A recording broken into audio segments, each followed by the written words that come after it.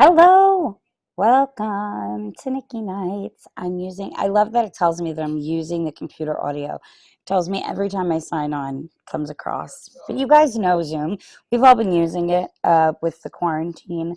But I'm really excited that I get to use it today. I use it every day. Nick, I use it every day. And now I talk to myself. No. But I think we're all talking to ourselves at some point throughout the day now. Because, well, it's quarantine and there's not really anybody there to answer us. But I made my way out to LA. Really excited to be back in a town that I do love so much. I want to hear about Dan Myrick's relationship with LA. Let's bring him in, the brilliant director behind the Blair Witch Project, The Black Veil. I can't wait to hear from him. How are Hello. you? Good. How are you doing? Good, thank you. So where are you? I am in LA actually. Okay. I'm up in Seattle. How's it going up there? Good. Weather's nice, so I can't complain. You know. I've Oh, never been. My friend tells me I have to go, and I really want to get up there. yeah, it's really nice this time of year. I lived in LA for almost 20 years, and I still have a place there. Um, but my wife and I and our kids would just like it's a little bit more chill up here and a lot more woods and whatnot. So it's a nice place to raise kids. Yeah, absolutely. I mean, I think about LA a lot, for my future, and I'm like, I wonder what it would be like to raise a family in LA. That's got to be interesting, I'm sure, especially in 2020. Yeah, I mean every place Oh, is interesting now. yeah, exactly. It's like the literally the places that were not interesting, they are interesting now because 2020 has just thrown us all for a loop. Yeah, we're school is starting like next week, and we're still trying to figure out the online thing, and it's just it's a complete disruption to everyone's normal work schedule. I can't imagine what it must be like for teachers right Yeah, now. That's, to be able to keep kids' attention in a classroom is yeah, one thing, but then with like 40 different Zoom, oh my gosh, I don't know. I yeah. don't know It's if not I could. easy. So anyway, all that aside, Yes. so what can I do? Well, What can I? I've been a fan of your work, so we're just gonna chat. This is my podcast, and I just love to talk to different people I find this industry so fascinating, all aspects of it. And I was just reading um, some of your IMDb and your work, and of course, big fan of the Black Veil, but Thanks. um, Blair Witch Project. Oh my gosh, can we just talk about that for a couple minutes? Sure, How that came absolutely. about? Absolutely. Well, I mean, it started out like a lot of these kinds of films start out. They were just a general idea that my buddy and I, Ed Sanchez, came up with in film school. Like you do, you're sitting in college and you're, having a couple beers and you're talking about stuff you want to do. And we worked on our student projects together. And so we just had a good vibe. So we kind of came up with this notion of doing sort of a horror movie that kind of took place in the woods, so which we liked. And the original scene was just this idea of walking through the woods at night, and then you come upon this old house, and how creepy that would feel, right? And shooting it in such a way, like a documentary, where you can't, as an audience member, you can't really turn away. You're forced to go into this house, right? And so it started with that scene in our head, and so we kind of built from there, this sort of pseudo documentary approach to doing this movie, with that kind of feel, that kind of unsettled, realistic vibe to it. And eventually we thought of it being a cult out in the woods that was messing with these people. It was an expedition, and then we kind of refined it as budget dictated. We kind of narrowed it down to 3 actors, and made them film students, and then we had sort of this epiphany, like how cool would it be that it's their found footage, right? That the actual movie is what they shot. So it was a process, an organic process over like a year or so before we finally nailed down the basic idea and scripted it out. And it wasn't until maybe, I guess it was about a year and a half or 2 years after we graduated when we actually got to shooting it. Well, I think that's what's so interesting about it is the way it was shot. I think there was a very real factor about it. So I think that's what scared the living daylights out of people. Right. Because I think when it's something relatable, everybody has fears, but I think when it's something, and like you said, you had no choice the way it was shot, you were just in from the minute Yeah. it started. So that's what I loved about it. It took me on a journey, that's for sure. And but I love movies like that, where it's just not like a slasher and we're all gonna die. And I mean, those have their fun as Yeah. well. But I want to think when I'm watching a movie.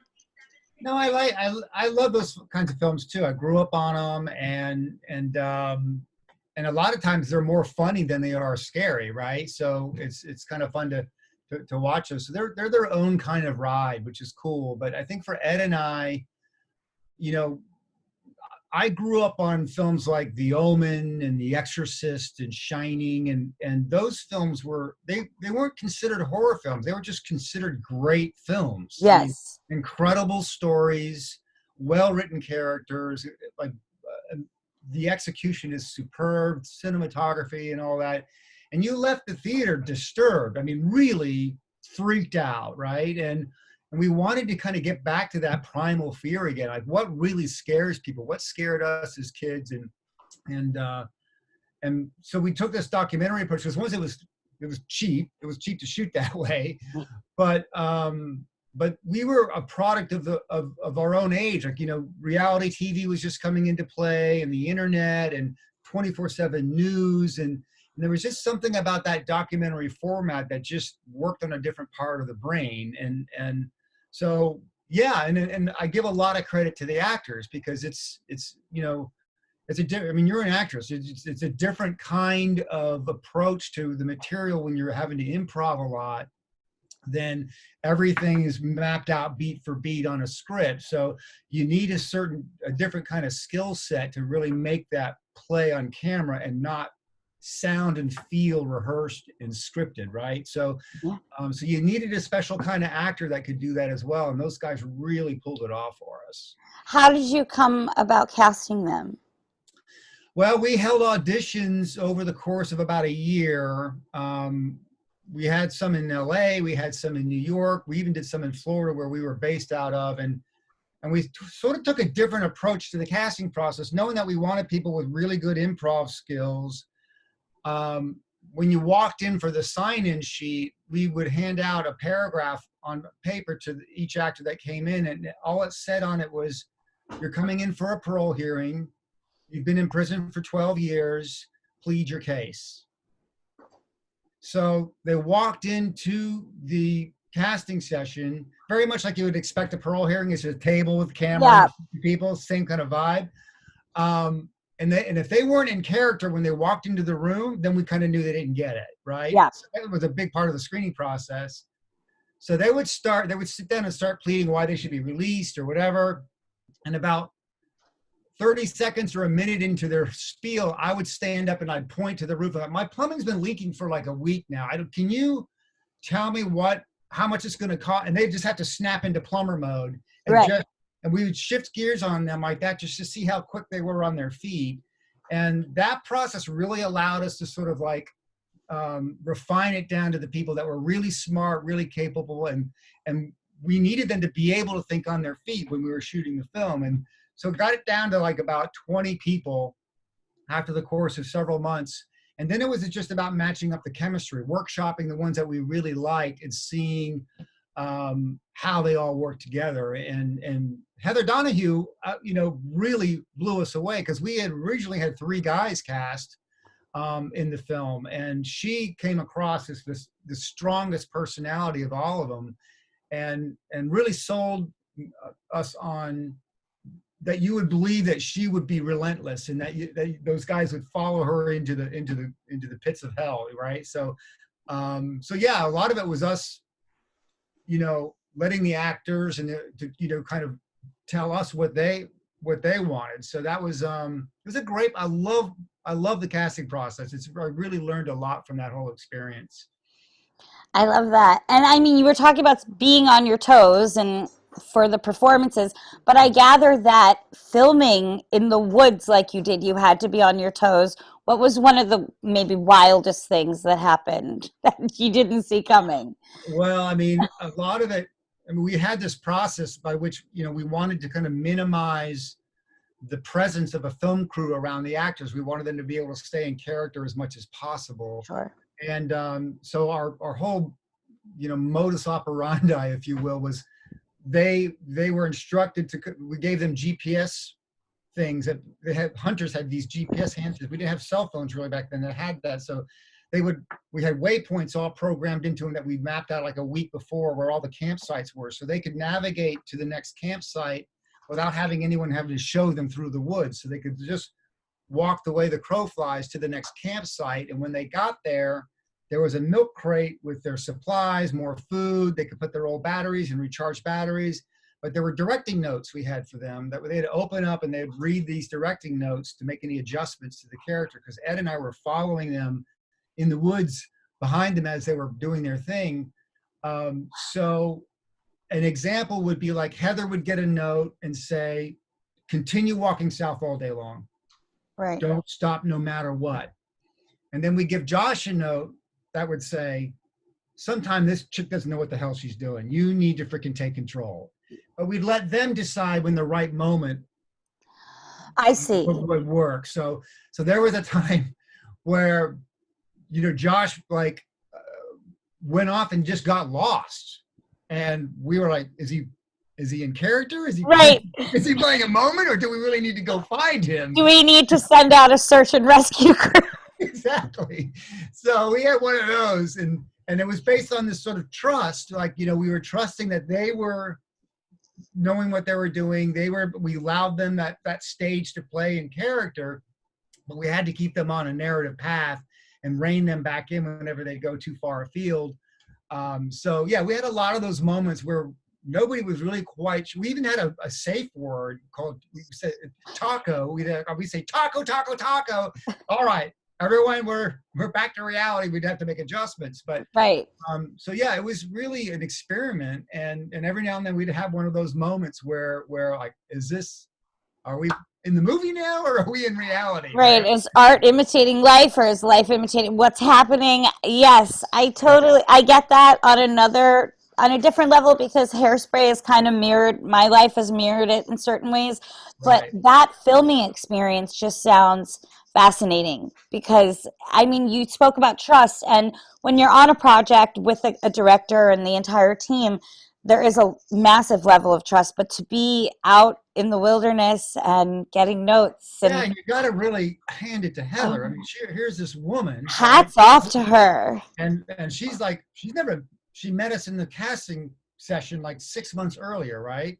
So it's like, hop on a plane or a bus, drive out to the woods in Maryland, and you're going to be out in the woods for 2 weeks with two dudes you've never met, right? Except a couple of workshop sessions in a casting session. And she didn't know us from anybody. We're just a group. We could have been a snuff film for all she knew. So, and she even said this, so when she got into town and we all sat down, and, during the prep process, we all made everyone feel comfortable, and we were really focused on, safety and making sure everybody was comfortable. I mean, with the process and everything. And we were pretty upfront. We said, we're not quite sure how this is all going to turn out, but this is what we're attempting to do. And part of part of an actor's job is to pretend the crew isn't there, right? Yeah. So much of your bandwidth is devoted to ignoring that there's a camera in your face and there's all this stuff, right? So we were hoping to sort of like make it just that much easier for the actor to kind of get in and stay in those character moments, because we knew 5 or 6 days in, when things are really getting tough, that they're going to be able to go to those emotional places, that much easier, Of course, absolutely. And those places, I mean, those emotional places, Sometimes it's interesting. I find myself being able to get there quickly in certain sets, and then on other sets, I really have to like work myself. When I was doing a Lifetime movie, I never cried more in my life, Dan.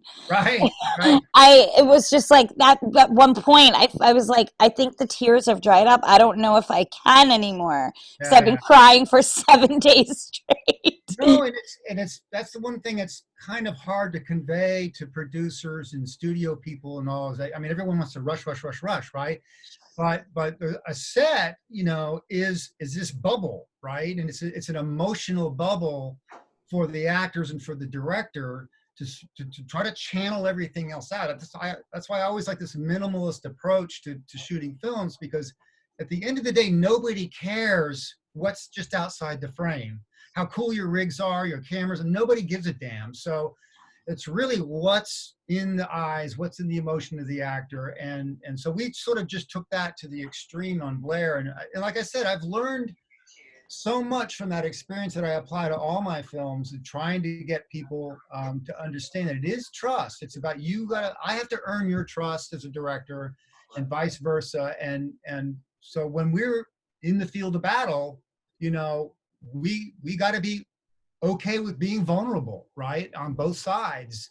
And that isn't something you can just flip on and on like a switch with like studios don't understand that a lot of times. They're like, Yeah, you need to get 50 setups in a day. Like, okay, well, yeah. you can do it physically, but it's not going to be there emotionally, and that's always a tough battle. But you know that.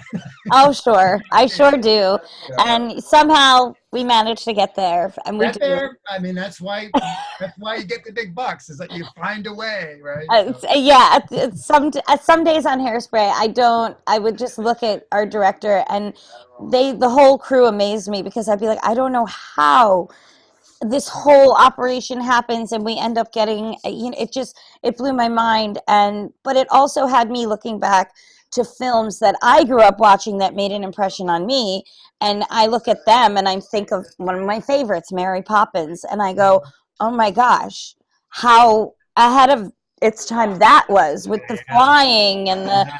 the ceiling, being on the ceiling and dancing. I mean, so what was maybe a film growing up for you that made an impression that made you want to get into this line of work? Well, probably not surprisingly, I think, Close Encounters of the Third Kind I saw when I was like a kid. And, I'm a sort of a product of the late 70s, 80s childhood where, UFOs and Bigfoot and all that stuff was the rage. And, Spielberg kind of came right in that time, right? And this movie, I mean, everybody was super into Star Wars, which I loved, don't get me wrong, but I think Close Encounters kind of spoke to me on a real intellectual, emotional level.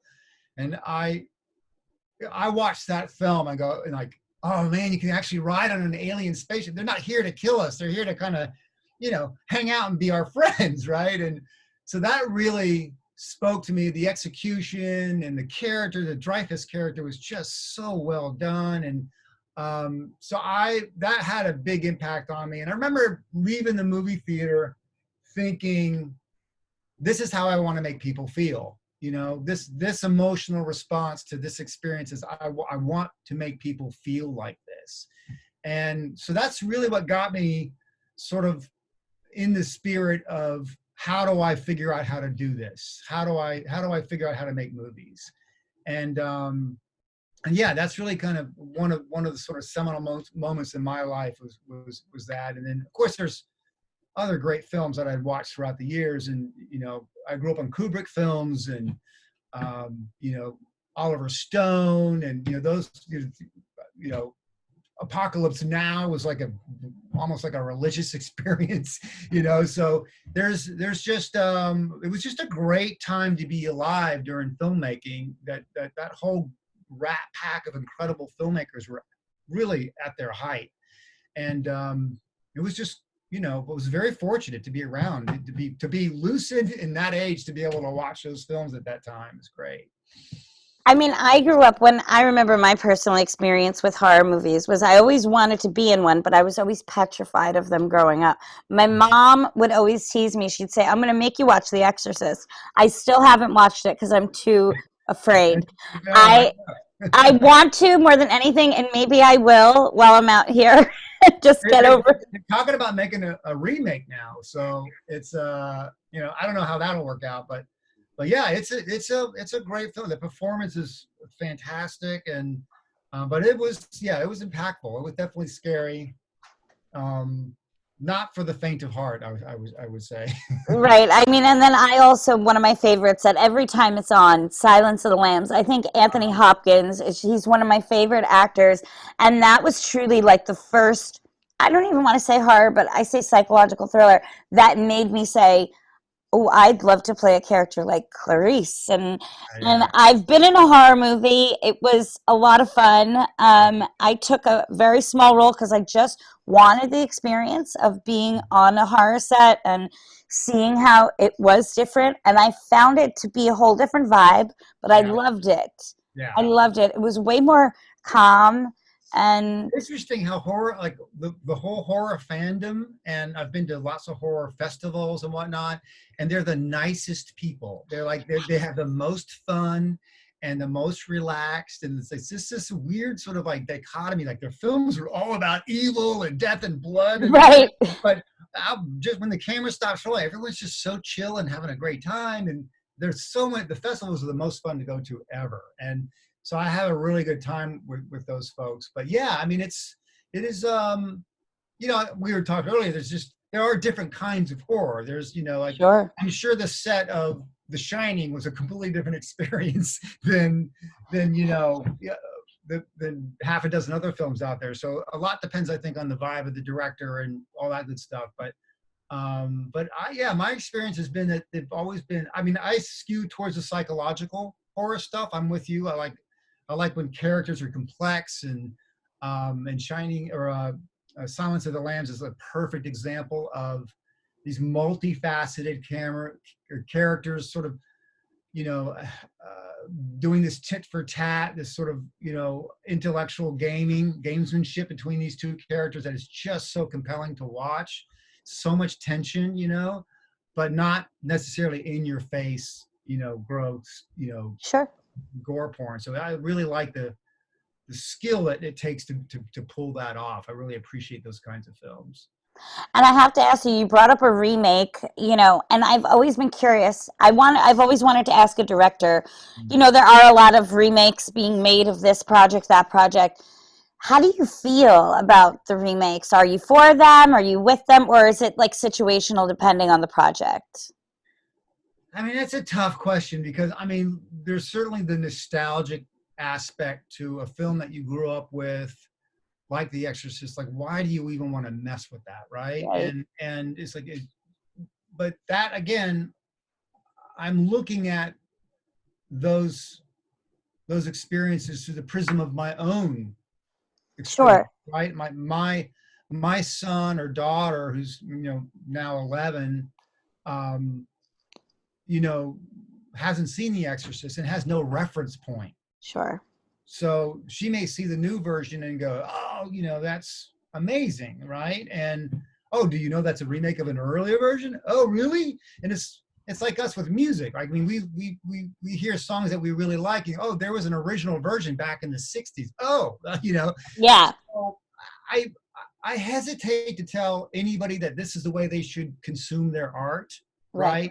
Or the Sure. way they should produce their art, as long as it's done with sincerity. If you're going in there to try to make a quick buck or capitalize on some IP that's already established, I just think that's for the wrong reasons to be making the movie. Go in there with a sincere effort, because I liked the remake of The Ring, of the original Japanese version. I thought that was really well done. So it can be done and be done well, as long as you're going in with the sincere intellectual honesty to do a good job with it. And so, who knows? But I personally wouldn't try to tackle it.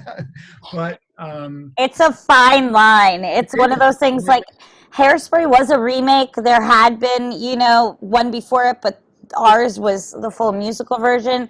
But there are projects out there that are being remade, and I do sit there and I think I'm like, But you are right. The future generations deserve, there are some great projects that just deserve a second chance in the sun Yeah. that should be, exposed to our kids. And And I even just, interpretation. I mean, there's you see a new take on Wizard of Oz, or you see a new take on whatever. It's like, oh, this is really cool. This is you've got the original material, you've done a new spin on it, and musical version or what have you, and it's like that's refreshing, and that's the kind of the mutual collaboration all artists are swimming around in, right? We're all reinterpreting each other's work and doing it, and again, if you're inspired by someone's stuff and you really are going at it for all the right reasons, even if you fail, no one can accuse you of being insincere about it. So sure. that's all I ask, is to go into it for the right reasons. Well, that's what I tell, even my friends, and I'm like, well, I'm telling you the truth, so I can't get in trouble for telling the truth. Like, you may not want to hear it. Yeah, It may not be what, you're angsting for, but it's the truth. So, yeah. but I found myself yesterday as we were driving through Hollywood, I saw trailers being Mm. set back up, and I was like a kid in a candy store. I was like, please tell me that they're coming back. Are things happening again? There's Star Wagons, yay! Yeah, it literally, it was like a child seeing the Rockefeller Center Christmas tree for the first. I was like, whoa. Um, so, what are some projects coming up for you once the world gets back up and running and we start working again? Well, it's funny. We were just on the phone with some of our partners. We just started shooting this online series called Black Veil. We shot the pilot for it back in February before the pandemic hit, and so I've edited that.